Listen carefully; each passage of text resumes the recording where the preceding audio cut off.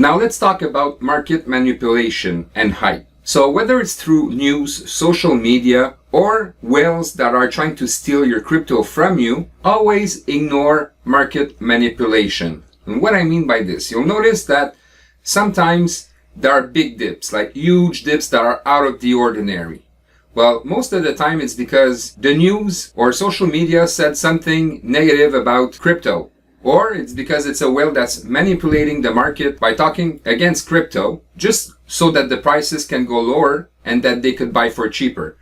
Now, a lot of market manipulation is done through Bitcoin because this is where most investors put their money on.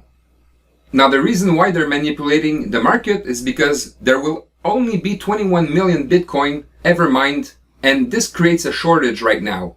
So in order for them to buy high volumes of coins, they need to force people to panic sell. So obviously when people see coins go down drastically like this is when most people panic sell. So it's important for you to ignore the dips and not sell your coins because it's going down. Because most of the time these big dips like that is due to market manipulation. Now if you're a long-term holder, this will not affect you because time will make you money. So what happens this week and next week doesn't matter if you want to hold for 5 years, right? So always ignore the FUD. Always ignore the big dips like that. Now obviously when there are big dips like that, you should be buying also. Keep in mind that these people, the big whales, when there are dips like that, they buy because they know that if they get it at a lower cost, eventually it's going to go back up and that's when they can take profits. And you should do the same too.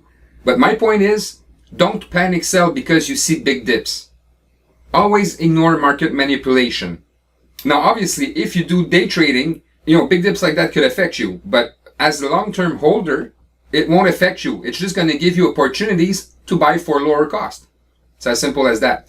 And just like any market, there will always be manipulation. But in my book, it gives you an opportunity to buy at a lower cost when it happens. Please move on to the next part of the training.